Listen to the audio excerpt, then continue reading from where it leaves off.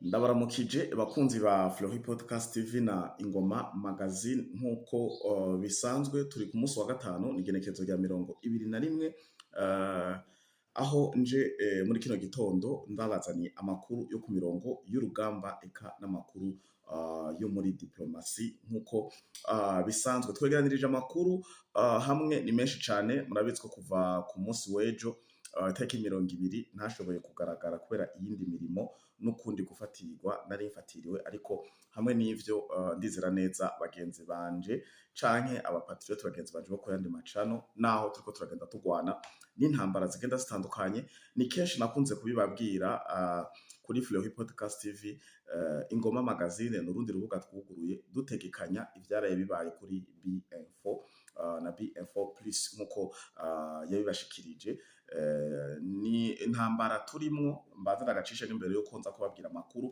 ariko birongo urugamba kuko ni vyinshi cane Ukraine ubu iravugwa cane mu migwano aho ikiragwana ku ruhande ngo rwa ku Rwanda rwa M23 vyose ndaje kubibaha n'amakuru y'ibinyoma ariko aravugwa mu Rwanda mwarumvise bamwe ivya General Muzinga Ndizeye Eri n'ibindi vyinshi bigenda bitandukanye amakuru ni menshi ndaje ndabegeranirize akanya kadukundiye ariko ntaraja neza mwido nido nari ngomba ce kwisonga iki kibazo turiko turahura naco cane cane twebwe amacano yacu dusanzwe tuvuga ibitagenda ku ruhande rw'imirongo y'urugamba dupfukura babeshe ko barashe drone tugaca tubereka source yayo ko ari binyoma tukavuga nyene bijanye na politike n'ubuzima bw'igihugu kibanyare hakurya Kanyaru kurya nyene nabo nyene ku macano yabo bavuga ubuzima bw'igihugu n'indongozi zacu rero bobo ukungene bameze inkotanyi ni nka Pacifique inkotanyi zimeze nk'aba Pacifique kuko muhora mwumva mu kiganiro ca Fokode iyo hagiyemo umuntu aza yopoza teme bari bafise uwo munsi baca Pacifique aca yishofa ba Isdras n'abandi hari aba Gilbert niyo nkuru baca bamukupirako bagaca bamwagiriza ngo ni ikibazo c'amarezo rero inkotanyi nazo nuko iyo uje ukavuga ukuri kwabo ukuri badakeneye ko guzopfa ko aramenyekanye ico baca bakora wobo ntibafyina sinka twebwe dushoboye no guhura n'ikibazo mu buryo ubu bijanye na informatique bigahakwa kudatahurwa kumwe ariko bobo mu Rwanda baramaze barategura budget nababwiye ko bakoresha hafi 320 ku mwaka z'amaeho baha agama media online cane cane nka Scovia na Rocky murazi ko bugariwe monetisation ariko ntibigeze bacika intege ku mvo zuko Paul Kagame igihugu c'u Rwanda James Kabarebe muribuka abahamagarira gutuka indongozi no kwishura ngo abavuga nabi ngo igihugu c'u Rwanda uvuga nabi igihugu c'u Rwanda numwe abariko arafukura ivyo baba ariko baranyegeza rero bo barabibudgetije kandi amacano yabo menshi ari protégé na agence de régulation yabo nkuko twe kwa sense bo mu Rwanda nyinshi ziri protégé kuko naho ugira ngo ugize effort ugiye kuziripotinga bisanga ico kintu kidacamwo vyorosha ariko twebwe nkuru rubuga rwa Flory Podcast TV baragerageje kugugaza nkuko bariko babikoze kwa Bobo kwa Musesanguzi kuri B-Info ariko birangira jewe nararonse ama notification kuko jewe urubuga rwa gatatu nayo babwiye hari utuntu sindi umuhinga cyane hari utundi tuntu twagiyemo dutuma hari umuntu ariko ara reportinga canke agomba kumpakinga ndabibona kare ariko ikibazo cagiye kuba ntibayi terminate canke ngo bayugaze canke bayiha amastrike canke ibihano nkuko baheruka kubikora kuri za B-Info n'ibindi ariko je YouTube yacinyandikira ko ngo seno y'ibiganiro ngo bikumbure bitaryohera abanyarwanda bo mu nkotanyi kugira Kanyaru ngo YouTube algorithm kuko YouTube irafise ibintu bita algorithm iyo ukora ikiganiro irakompara ikaraba biko biravugwa mu isi igacimenya iyo igisambaza bari muri Amerika bari mu Rwanda bari hehe iyo nyene YouTube irafise des robots zijejwe kubalansinga inkuru wakoze ifatiye kuri miniatire kuri titre wanditse ku mutwe w'ikiganiro n'ivyo wavuzemo kuko kenshi hajya bashaka kuguhana canke bakureze baranavyumviriza. Ntimuze mwibaze ngo ntibavyumviriza ngo nuko tuvuga ikirundi, bashaka kuvyumviriza ivyo wavuze kugira bumve ko ikirego bakureze arico baravyumviriza. Rero nuko biri je algorithm ya Fleury Podcast TV ntakimeze nka kera, muranabibona no ku kiganiro. Ndashaka gukora ikiganiro kikamara umwanya munini kitararabwa n'abantu benshi, nuko YouTube yafunze algorithm. Ariko hamwe n'ivyo ntitubivuze kugira dutere imbabazi canke ngo tunezereze ababikora, no, tubivuze kugira mumenye ibiriko biraba. Ejo nimwabona zino channel zitakiriko zirakora baziterminatinze mutahure. Ariko hamwe n'ivyo mu kwibagikanya ivyo nabivuze kuva kera nguma ndabahamagarira genda kuri Fleury kuri Ingoma Magazine n'urundi rubuga twari dusanzwe dushishako ibiganiro vya Bapfukure, mugire sabone subscribe, turategekanya ko hano hageze ikiba tuca turonka urundi rubuga. Mwabonye ko na Popo yamaze kuja ku rundi rubuga rwitwa B News. Naho rero reka twigarukire ku mirongo y'urugamba. Ibintu ntivyoroshe cane, reka duhere kuri aya makuru. Nkuko mubona hano ku ruhande rwanje hari communique ya Lawrence Kanyuka ni zibiri. Aha munsi murabona ya 21 hakabaho niyimaze 17, bisigura hagati y'ayo matangazo abiri harimo amasaha 4. Muri nzo mubona Lawrence Kanyuka yandika nama nababwiye technique ukungene bakominika aba bakominikira ku rubuga rwa Lawrence Kanyuka. Ntibashoboye kuja kubwira Kagame Kagame na muri audio canke nde abafatanya bikorwa babo ngo twaraye turagira ukuntu ngo arakominika gusa akavuga ati bombardement de civile de ville dans ce peuple, nibikababwiye ati burya badutikuye neza na neza bakubise muri twebwe abantu imbwebwe zasarambwe zahahoneye. Niyo langage yabo batoye. Rero mu minembwe ibintu ntivyoroshe cyane kuko ama lokalite atandukanye mu minembwe ni imvura y'amabombe, ni imvura y'ibitero. FARDC yadugije drone gushika naho hariho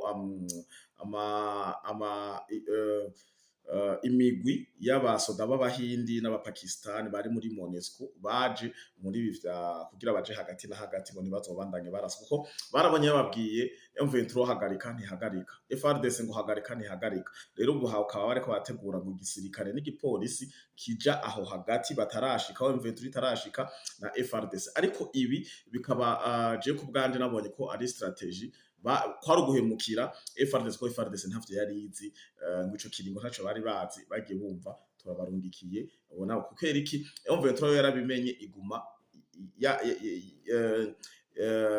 iprogressa kugira aho bazobasange bageze aho hamwe naho bojamwo hagati. Umva ntawe uzobarekuriwe kurasa uwundi mu gihe abasoda b'abazungu canke ba MONUSCO bazoba bahari, kuko bazovuga ati mwarashe twebwe, kandi bafise uburenganzira bwo kugendana inkoho no kugenda no kurasa.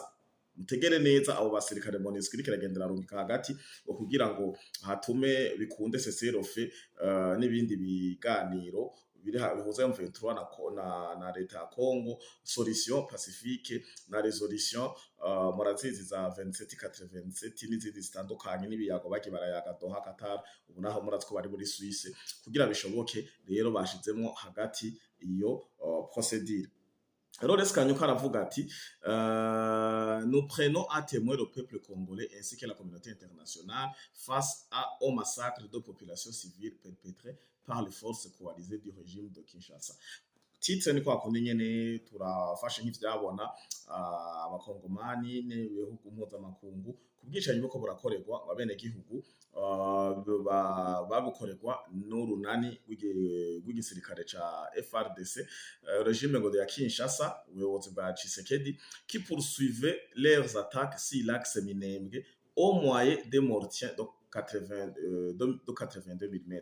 Isigura ko mu Minembwe kuriko ndabibabwira nawe nyene murana ko yabatangarije hasigaye gusa tubaha amabira n'uduce bariko bararasanamwo cane gose, ariko ikirere kirugaye gushikanaho abasirikare ba MONUSCO batinye kuja mu Minembwe kuko baheruka muri Uvira, navyo nyene ko ndabibegeraniriza, baheruka muri Goma aho bagaragaye mbere bafise ngo n'inkoho. Abantu bakiyumvira mwaretse gute abasirikare ba MONUSCO baza bafise inkoho, bacatangura kuvuga ati ngo M23 yabibemereye. Si M23 yabibemereye, ahubwo amategeko ari muri resolution canke amategeko y'ico gisirikare barungitse n'igipolisi bategeza kuba bafise inkoho kuko barafise uburenganzira bwo kwivuna.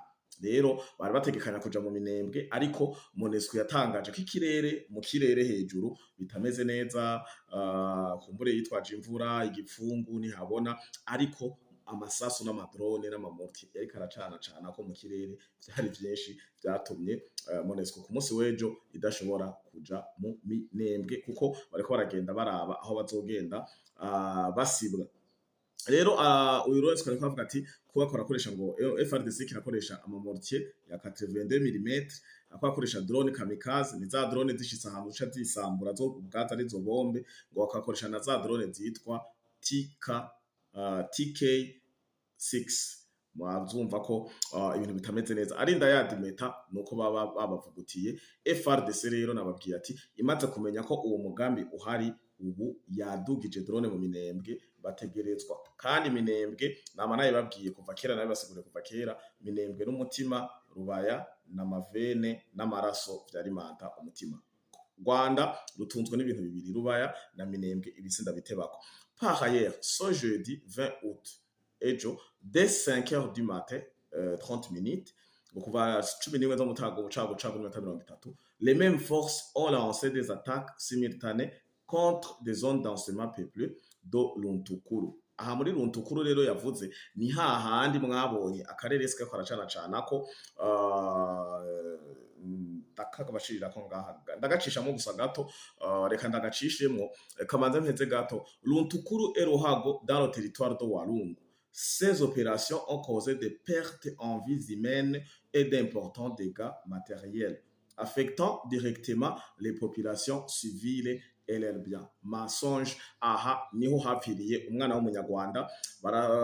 Wazalendo iraronka n'ibikoresho byinshi cyane, hari nka lance roqueto, hari nka mortier, hari nka mitrailleuse arimwo, kuko aha hapfiriye colonel des opérations, mutegere neza, hapfiriye umukoloneli des opérations militaires w'umunyarwanda atwe ku izina rya Muco. Uyu mukoloneli rero kugira wumve barinda barasa umuntu nk'uyu, abate bo babarihe, umuntu ko atagenda ari wenyene, muba mwumva arinda ari ku mirongo y'urugamba ligne de front, abafise technique mu bantu bazi vya gisirikare ngira bafise nka batayo canke sinzi abasirikare gusa bafise, mwumva ko aba ari karakordona igitero gikomeye cane. Wunze wumva umu operateur wo kuri tere ashika ahantu nuko biba bitoroshe cane. Uyu rero yasanzwe ajejwe i axe nyene, axe ya Walungu naho plateau d'Uvira. Kuva Walungu ujoga mu misozi miremire ya Uvira, uyu mugabo Muco imbwebwe ya Sarambwe, inkotanyi ya RDF hariya, akaba vyamugendekeye uko ahanyene muri Runtukuru nkuko uyu Lawrence Kanyuka yabishikirije. Reka nihuta ndabe ko mbona akavideo kiwe kugira mu mubone, ndaza kwirinda gushiramwe ahantu nabonye harimwo amamenase, hari ahantu nabonye umwazalendo amutikura bariko baramwambura impuzu. Video malheureusement ntiri hagufi, ariko ndibaza bari mu magroupe ko bagiye barabona iyo video uko ariko byifashe ku mirongo y'urugamba. Ni sinoguma ndi ku makomunike ya Lawrence Kanyuka kuko amakuru ni menshi cyane, ariko mumenye ko muri minembwe nuno munsi bitavyaye inyana biravyara ishuri. Tugaruke rero kuri Ukraine iri kiravugwa cyane. Ukraine nagoma garuke ku nkuru y'umushikiranganje ajejwe imigenderanire y'Uburusiya n'amakungu, yitwa Lavrov Sergei. Borasoma ukungene uvyumva, ariko uyu mushikiranganje aheruka mu gihugu cyacu ciza cy'u Burundi. Mwarabonye ko yakiriwe gushika ku kirimba n'umukuru muri presidence n'umukuru w'igihugu cyacu ciza cy'u Burundi. Lavrov amajambo yavuze, u Rwanda rwarababajwe n'ayo majambo. Ukraine iraja ngaho irisobanura ngo nuko Burusiya busanzwe butavuga rumwe. Benshi bibajije ngo nuko, ariko urinze wumva umuntu nk'uyu, kuko Rwanda babwire ko iperereza mu maperereza akomeye mw'isi, perereza ry'Uburusiya murabizi ko ririmo havuye vya Amerika,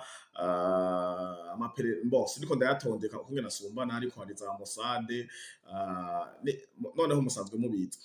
Rero Uburusiya bumaze kuvuga ati kandi akaza akabivugira mu gihugu cy'u Burundi, bisigura yaje hagufi y'igihugu cegereye Kongo n'u Rwanda kugira ubutumwa bwumvikane neza yisunze urugendo rw'akazi yarajemo. Lavrov yaravuze ko Ukraine iriko ifise uruhara runiniya mu bwicanyi buko burabera mu burasirazuba bwa Kongo.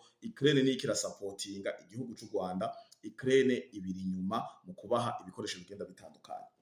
Abantu baraje Teriosema nishavu nuko mu Rusiya ivyo uvuga kuri Ukraine vyose nitwovyumva, ariko amapreve aratanguye kubandanya agaragara. Je sinje kubabwira ngo iyi drone nibiki ko iyo foto ndatse ko mwayibonye, ariko nagomba babwire ko iyi drone bakoresheje mushoboye kuba mwarumvise ibiganiro ariko batababwiye izina ryayo. Iyi drone yitwa Shahed Sa-36. Iyi drone ubwayo ni bombe. Iyi drone ico bita drone kamikaze, iyi drone ubwayo ni bombe. Izi ni drone zikoregwa muri Iran. Izi ni drone Iran yakoresheje ziracanga ubwonko bwa Amerika na Israeli. Ubu nibwo bwabo drone mwumva ngo buzimbutse bwa Beijing, ariko buriko buramerera nabi Israel no muri no ntambara ya Iran, ya coalition ya Israel na Amerika bagwanya Iran. Izi drone rero Iran ivuga ko yazihaye Ukraine, kuko musanzwe mubizi ko utu drone Iran nitwo Ukraine yakoresheje mu Burusiya. Putin yagiye kutumenya twamurembeje utu drone, kuko n'utu drone bakuyemo ngo informatique kugira na Putin ngo yongera tumenye, nuko haro tumwe bakoroye baradutwara muri labo barakabaga bararaba ibirimwo barabona kungene gakoze. Putin acarakora meme drone izo nyene hama carazishiramwo technology hama tangura kuzisubiza muri Ukraine, nabo nyene zira babangamira kuko bajya uberetse drone ndira 30 babahejeje kuyifotora, kuko kubijanye n'amadrone nabo nyene ntiboroshe cyane. Rero iyi drone iri mu bwoko ni drone yitwa Shahed ziva u Rwanda ruko rwakoresha ngo zivuye mu gihugu ca Ukraine, nkuko amakuru tugenda turayaronka. Rero ndayizanye hano tuyirabe kugira nkumvuga ati Fleury we ivyo uvuga wabikuye hehe, kuko hari abantu kenshi bakunda kuba ari none si zimwe. Reka ndayishire ngaha ku ruhande, muraza mu mpinyuzi. Drone ni iyo Shahed ni ngaha. Kenshi gikunda gukoreshwa. Oui, le Shahed Sa-36 existe bien en noir, notamment des versions utilisées de nuit. Des exemplaires ont été documentés avec une finition noir mat et gris anthracite.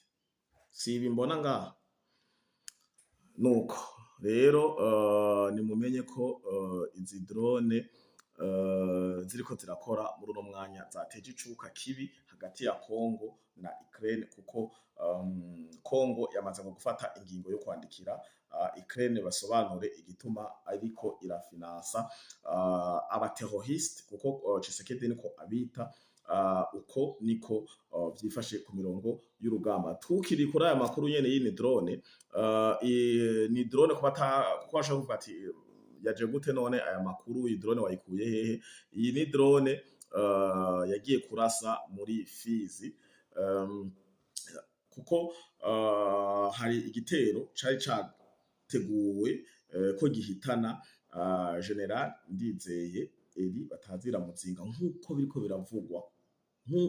biravugwa ku mbuga ngurukana bumenyi. Mbere kuva ku munsi wejo ho hari abari banaryohewe, Burundi burabuze buragize iki na kuriya, benshi bagoma bateze ko Pacifique Cerebra, kuko uyu mu General Eri ni wa wundi Pacifique aheruka kwambika ibara, mwandika k'ibintu biteye isoni, ibifondano n'ibiki byinshi bigenda bitandukanye. Gusa ni hamwe umu General nko yadashoboye kuja kuri media ngo aze yisigure personnellement. Ivya gisirikare murazi kari birebire birimo discipline ndende, barafise iyo babicisha. Sino objectif ya Pacifique narayibabwiye, Eri ari mu bongewe badugijwe amapete le 1er juillet, bari bane. Pacifique yapostinze aca avuga ati ngo aba babiri ngo nabari mu nabaje bazananye na CNDD-FDD ngo aba bandi babiri munsi ngo nabafabe ngo ngiye kugaruka mvuga kuri umwe. Ntiyari karatagetinga barya bane bose ngo nabarya abafabe n'abo bandi n'uyo wundi bari kumwe na General Eri Ndizeye, no, ahubwo yashaka gutagetinga uyu nyene Eri kumvo z'ivyo amuhora tutaramenya neza ngo bije ku mugaragaro, ariko igituma yari abapostinze bose ntigwari urukundo rwo kubagaragaza, ahubwo yashaka nimwabona niyavuga kuri umwe mvuga ati yari yavuze ko azotangura kuvuga, none ko yavuze Eri kataratubwira ivyo vyabarya abafabe navyo, kataratubwira vyo rya wundi navyo. Donc ni techniquement niziga n'imvugo kugira nimwabona ikintu yagikoze muvuga ati yari yarabitubwiye, uyu ntamwibasiye ntamwifatiye wenyene mu bandi ba general kweki ari we yacaguye, ariko objectif y'ivyo Pasi yariko aravuga kwari kugira acafuze uyu umugenerale asanzwe ntihenze ari cegera curongoye abasirikare bagwanira hasi hano mu gihugu cacu ciza c'u Burundi, nimba ntihenze nkaba nihenze naho imbabazi, ariko ndazi neza ko Eri ari muzima nkuko aya mafoto mwagiye murayabona kwiragira n'aka kavideo kumbure, aha niho barashe bazi ko Eri ari na mugenzi we w'umukongomani kurya nyene bari ku rutonde, ariko baje kuharasa bafise amakuru meza ya FARDC abatraite nkuko hari no hava ndavyinjiranamwo, ariko aha mubonye baharashe ni hoteli barashe bazi ngo baje kurasa uyu umugenerale w'umurundi na mugenzi we nkuko mugenda murabibona hano, abatu bari barabonye aya makuru canke batabonye ayo mafoto. Eka nkoreshe imwe muri izi nkuru z'ibinyamakuru vyo mu Rwanda, iki ni BTN nta muntu n'umwe atakizi. RDC General Muzinga yari aguye mu gitero ca drone abacancuro benshi bishwe. Iyi ni inkuru ya BTN hakurya mu Rwanda, nuko rero bimeze bo bari bazi ko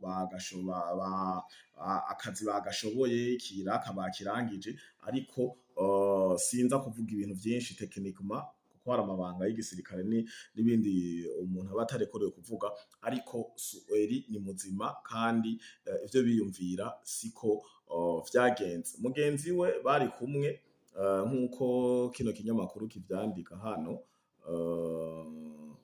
baravuga ko hari muri Fizi des drones militaires pilotés depuis le Rwanda ont bombardé l'hôtel Moalu à Fizi Centre, muri Fizi Centre dans la nuit du mardi au mercredi 19 août 2026. Des bombes auraient été larguées par des drones TB2 faisant des blessés graves et importants dégâts matériels. Inzu yoyo hotel murabona kungene yabaye n'ubunwenwe n'abakorayo abaservere abajera n'ibiki, harimwo abasivile hashoye ko harimo n'ingenzi, gusa turamenya bilan y'abahapfiriye. Le commandant de Soukora de Sud Kivu condamne l'attaque et annonce une riposte.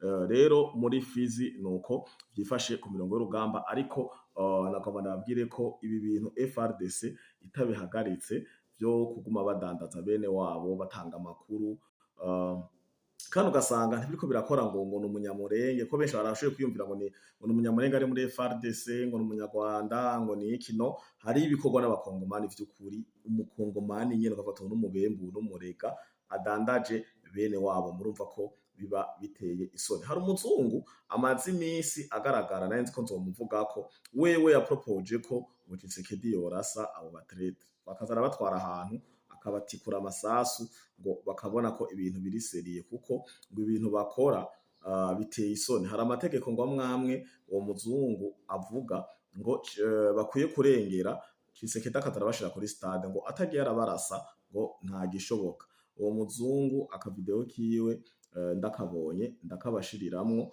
kuko yabivuze atakinya kandi arakaye. Ngaka ndakaguyeko hinge mu mwumvirize kungena avuga.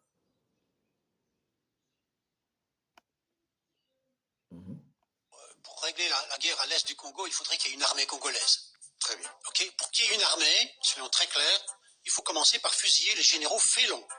Fusiller les généraux félons. C'est la seule manière dont la République... Bon, ngo kugira intambara canke amahoro aboneke mu burasirazuba bwa Kongo ngo nuko hakenewe igisirikare ca FARDC. Bisigura kurya twaba twabibabwiye iyi FARDC hari Tshisekedi aha muguma mubona ngo nta madrone mu kirere ngo nta ndege z'intambara baduza n'ibiki, muratsi ko harongo n'amakomande matangwa ntashike. Bisigura ko atwaye na brutalite agacavuga ati yosanga harimo n'inzira karengane. Rero ibi bintu nkuko yabivuze uwo muzungu we atanga option, aranavuga n'uwabikoresheje ndabaha kanya ngo barase, kuko uko kubakinisha nivyo biko biratuma bagusuzugura. Umubonye umutretre shira kuri stade fiziye n'abasigaye azovuga ati iyi niyo soro sino kubafunga ejo bagafungurwa ngo wapi.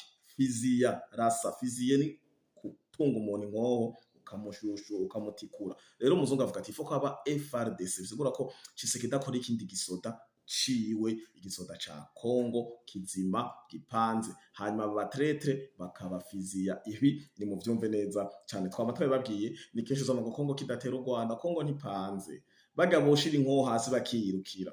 Musanga bageze Zambia, bageze Mozambique, bigiriye bariye amafaranga, ugasanga yitaye mu kaga. Nuko rero bireka dukurikirana no muzungu hama twumve abandanya avuga maki. Française en 1793, pour régler la guerre à l'est du Congo, il faudrait qu'il y ait une armée congolaise. Très bien. Okay, pour qu'il y ait une armée, soyons très clairs, il faut commencer par fusiller les généraux félons. Fusiller les généraux félons. C'est la seule manière dont la République française en 1793 a réussi à se sortir du piège de toutes les puissances européennes. La République française bisigura igihugu c'Ubufaransa carabikoze mu 1963 carabikoze. Ni kwavuga niyo nzira yonyene la République française yaciyemwo kugira igere kuremwo ubwatsi itandukanye ubwatsi n'uburo. Tikura muzungu ntafyina no mwigisho uwe muri université. Ils avaient tous les royaumes européens contre eux, tous. Comment est-ce qu'ils s'en sont sortis? En chantant la Marseillaise et en fusillant les généraux félons. Nous devons dire la même chose. Je ne dis pas qu'il faut faire la même chose, je dis que s'il n'y a pas de chaîne de commandement effective, donc le responsable de l'armée décide quelque chose, c'est appliqué par les généraux, c'est appliqué par les colonels, c'est appliqué à tout. Umesha makuru yacu amubwira ati ngo none wipfuza ko Tshisekedi ko abikora uko nyene vyakozwe mu Bufaransa. Gusa ico ashatse kuvuga bikunze yo bikora, bidakunze naho wapi. Ariko hierarchie muri commandement ni yipfuye muri Kongo.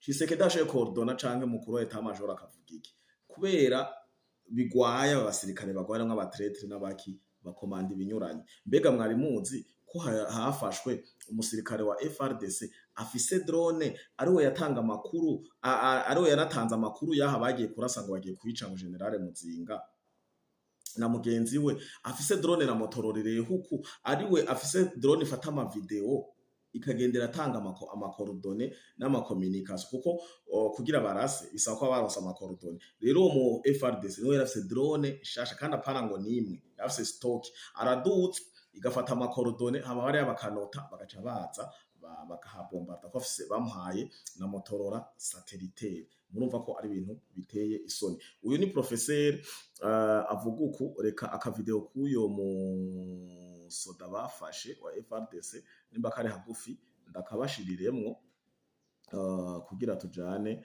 5 naho akanya katariko karanyorohereza. Ndabona ko umwanya ugiye, reka ndangirize ku rugendo rw'umukuru w'igihugu cyacu ciza cy'u Burundi muri Kongo Kinshasa, ruriko ravugisha abanyarwanda cane ngo mbega inyuma y'urugendo rw'umukuru w'igihugu mu Burundi muri Kongo ngo twitege iki. Ni kenshi baca bazana za politike zabo za genocide n'ibiki mu Burundi na Kongo ngo bagiye gupanga nk'ingene barasaba Nyamurenge n'ibiki, ariko umukuru w'igihugu yari mu rugendo rw'akazi, amurana kari kumwe na Kayikwamba asanzwe bamushikiranganje ajejwe imigenderanire ya Kongo n'amakungu, umugore aciye ubwenge yavugishije u Rwanda, yaruhishije u Rwanda, asuzuguza Kagame, asuzuguza Olivier Nduhungirehe. Leta y'u Rwanda yose ba Yolande Makoro baramwikorera, baramwambara, aba influencer baramwambara mu Rwanda, baskovye barasubira, ariko umugore araba strong gushika naho imbanyi yiwe bayagiriza Tshisekedi n'ibindi vyinshi, nta kintu na kimwe batamuvuzeko, ariko Kayikwamba Wagner yagumye ahagaze nk'ingwanyi gushika n'ubu. Murabona ko yari kumwe muri uru rugendo rw'akazi umukuru w'igihugu cacu c'u Burundi arimwo muri leta ya Kinshasa vyagenze. Rero hamwe n'akanya katadukundira, murabizi ko tudakunda kurenza iminota 30, ariko ayandi makuru ahari turayabazaniye mu mwanya, ariko mumenye ko General Eri Muzinga ari muzima. Ciao ciao.